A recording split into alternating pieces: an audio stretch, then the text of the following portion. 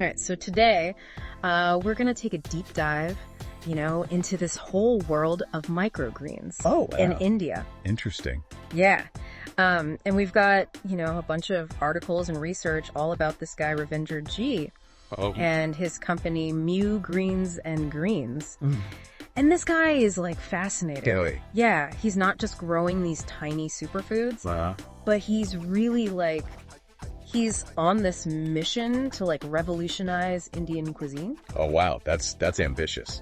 It is. Yeah. And what's really cool is that he's, aiming to take this global, bring his microgreens knowledge to, all these new corners of the world. I see. Yeah. So first things first, for, anyone who needs, a quick refresher, you know what microgreens are? Mm-hmm. They're these, teeny tiny seedlings of veggies and herbs. Yeah. And they, pack this serious punch of, flavor and nutrients. I've heard that. Yeah, and plus they just look amazing on a plate. Oh, yeah. But, this deep dive isn't just about what they are. Okay. It's about the story behind them. And that's where Ravindra comes in. Right. So his background is, really interesting. Yeah. Yeah, you've got this science guy who, totally understands the nutritional power of these, tiny greens. Mm-hmm. But he's also, a farmer at heart. Mm-hmm. So he gets all the challenges of, sustainable agriculture. Oh, that's a good combo. Right. That combination is, potent. Yeah, it is. I mean, the guy's got degrees in zoology. Wow. And marine science. Okay. An MBA. Right. And then on top of that, he's got diplomas in nutrition, gut health, and dietary supplements. It's like he was, It's like he was destined to be a microgreens pioneer. Totally. Yeah. Totally. And it all started with a deep love for agriculture and sustainability. Okay. He really saw the potential for microgreens to be both delicious and environmentally friendly. Yeah. But setting up Microgreens and Greens wasn't easy. No, I imagine not. So, how is he ensuring that the quality doesn't suffer? As Microgreens and Greens grows, That's a big challenge. It is. For any food business. Yeah. Yeah. Well, from what I've read, he's using some, really interesting techniques. Wait, what? Like hydroponics. Right. And vertical farming. It allows him to grow, a ton of microgreens in a really small space. Interesting. And, control the environment perfectly. And customers are raving about how fresh and flavorful his microgreens are. That makes sense. Yeah. And they love that the company is so focused on sustainability. If you have that control, you can really dial in the growing conditions. For sure. Which ultimately impacts flavor. Right. Yeah. But okay, here's where it gets really cool. Right. So he's not just growing these microgreens. Okay. He's actively weaving them into Indian cuisine. Oh, wow. So does that mean, are microgreens something that can appeal to palates everywhere?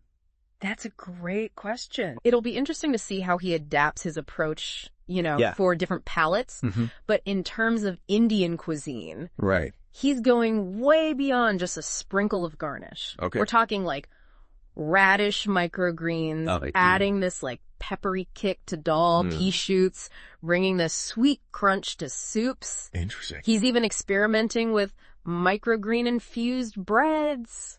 What? Cocktails and sauces. And really finding some unique ways to use these. Right. That's pretty cool. Yeah, and he's not afraid to push those culinary boundaries. He's not. Absolutely. And he's got chefs, home cooks, even bakers jumping on board. Wow. Using his microgreens in both traditional and modern dishes. So he's really showing their versatility. He is. It's one thing to grow these. Yeah. But getting people excited about using them is key. Totally. And get this, he's not keeping all this knowledge to himself. Oh, really? Yeah, he's actually created training programs for aspiring microgreen farmers. That's smart. Right. He's not just building a business. Exactly. He's building a whole community around these microgreens. He's giving people the tools and knowledge to start their own microgreens businesses. That's fantastic. Yeah. Yeah, it's really impressive how he's combining that scientific knowledge with his passion for sustainable agriculture. I know. You don't often see that. You don't. And he's thinking long term, too. Oh, really? Yeah, from what I've read. Okay. Ravindra's got some pretty ambitious plans for the future of Microgreens and Greens. Well, he's clearly not afraid of a challenge. He's not. So what's he got in mind? Well, he wants to introduce even more, innovative farming techniques, you know, expand the product line. Okay. But the big one is that he wants to reach a global audience. Wow. That's a huge leap. It is. Going from like a local operation Right. to a global brand that presents a whole new set of obstacles. Definitely. But he's being strategic about it. Okay. Oh, okay. Yeah. He's exploring new markets, both within India and internationally. Okay. And he's looking at partnerships with restaurants, hotels, even airlines. Airlines. Yeah. Interesting. Right. It's not every day you hear about microgreens hitting the in-flight menu. I know. It's brilliant. Yeah. It's such a fresh and healthy option. Sure. Compared to like the usual airplane food. Yeah. But that's Ravindra for you. Right. Always thinking outside the box. It's smart. Yeah. Finding creative ways to make microgreens more accessible and appealing to different types of consumers. Exactly. And he's not just focused on high-end consumers either. Oh, okay. He's actually working on making microgreens more affordable for everyone. That's a noble goal. It is. Making healthy food accessible to all. Yeah. That's a huge challenge. It is. Especially with something as specialized as microgreens. Right. So how's he planning to tackle that? Well, he's really focused on optimizing his farming techniques Okay. to like reduce production costs. Plus, he's streamlining the whole distribution process to cut down on waste and keep things efficient. Makes sense. Yeah. You have to get pretty lean and efficient You do. if you want to keep prices down without sacrificing quality. Right. It sounds like his business background is really coming into play here. For sure, but it's not all about the business side of things. Okay. Like, he genuinely wants to improve health and well-being through sustainable agriculture. And that mission really shines through in everything he does. It's refreshing to see that level of commitment. It is. You know, it can be easy to lose sight of the bigger picture Totally. when you're building a business. Yeah. But he seems to have a good handle on it. He does now remember how we talked about him going global. Yeah. Well, it goes even further than just selling his microgreens overseas. Oh, right. Yeah. He's got those training centers in mind. He does. Pretty ambitious stuff. It is. He wants to set up training centers in other countries Wow. to teach people how to grow their own microgreens. Oh, okay. He's picturing this whole global network of microgreens enthusiasts. That's cool. Which I think is really cool. It's a bold vision, It is. but it raises an interesting question. What's that? What would the impact be Yeah.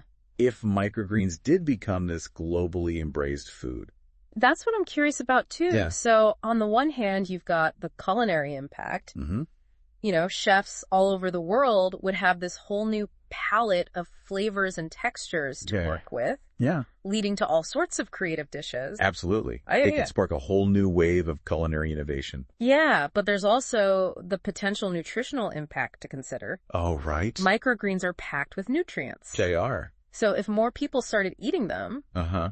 it could have a real positive effect on All right. global health. For sure. And then there's the environmental side of things. Okay. Microgreens are so resource efficient to grow. Right. They require way less water and space than traditional crops. Yep. Plus, they can be grown indoors all year round, Okay. which reduces the environmental impact of food production. It's almost like a perfect storm of benefits. It is. Good for our health, good for the planet, Yeah. and with the potential to create exciting new flavors. Exactly. It's pretty inspiring stuff. It is. It is, but let's not get ahead of ourselves. Right. While the potential upsides are exciting, Yeah. we also have to consider the challenges that come with this level of ambition. For sure. So in the final part of our deep dive, Okay. let's look at what those might be for Ravindra and Microgreens and Greens. Okay, so we've talked about, Ravindra's vision of taking Microgreens and Greens global. Right. But like you mentioned, Yeah. that comes with a whole new set of hurdles. It does. Like, what are some of the biggest ones you see? Well, I think one of the biggest is like scaling up production, but like keeping that quality consistent. Right. It's easy to maintain high standards when you're small, Yeah. but as demand grows, Yeah. things can slip. That's a good point. So how do you think he can navigate that challenge? Well, he's already using, those advanced techniques like hydroponics and vertical farming, Right. which is a great start, Uh-huh. but he'll probably need to invest in like Okay. even more technology and automation Yeah. to really ramp up production without sacrificing quality. And it's not just about the technology, right? I know, it's an honor. He'll need to like build a strong team Yeah, who are just as passionate about quality as he is. absolutely. Finding and training skilled workers Right. who share his vision. that's going to be crucial for success on a larger scale. Totally. Yeah. Then there's the whole challenge of breaking into new markets, Yeah. especially internationally. Each country has like its own Yeah. unique culinary traditions and consumer preferences. So it's not a one-size-fits-all approach. No, it's not. He'll need to do his research, Yeah. adapt his product offerings, Right. and figure out the best way to connect with customers in each new market. Exactly. I imagine like marketing is going to be a huge part of that. Oh, yeah. How do you convince people in, say, France or Japan Right. to embrace microgreens in their cuisine? That's where I think collaboration comes in. Okay. You know, partnering with local chefs, Right. food bloggers, influencers, Yeah. who can like showcase the versatility of microgreens in their respective cuisines. Right. It's all about showing people how these tiny greens can enhance the dishes they already know and love. Exactly. And then, of course, there's the competition. Oh, right. The microgreens market is getting more crowded all the time. So how can Microgreens and greens stand out? Well, innovation is key. He'll need to stay ahead of the curve by developing new microgreen varieties, exploring novel applications, Yeah. maybe even looking into things like microgreen powders Wow. or extracts. That's fascinating. Yeah. It's like he's constantly pushing the boundaries of what's possible with these tiny greens. He is, and I think that's what will ultimately set him apart, Yeah. if he can continue to innovate Right. and offer something truly unique. I think Microgreens and Greens has a real shot at becoming a global leader in the microgreens market. It's pretty incredible to see how far he's come already. It is. From a small family farm to this ambitious global vision. And regardless of what the future holds for Microgreens and Greens, Right. Ravindra's story is an inspiration. It is. He's shown what's possible when you combine passion, Yeah. innovation, and a commitment to sustainability. I think you've hit the nail on the head there. It's a good story. It is. It's that combination that makes his story so compelling. It really makes you Oh, yeah. wonder, could we be on the verge of a microgreens revolution? Right. Could these tiny greens become a staple in kitchens worldwide? That's a great question to leave our listeners with. It is. What do you think? Could microgreens become the next big thing in food? I don't know. We'd love to hear your thoughts. Yeah, let us know. So thanks for joining us on this deep dive into the world of microgreens. It's been fun. It has been a fascinating journey, and we hope you've learned something new along the way. I hope so. This is The Deep Dive signing off.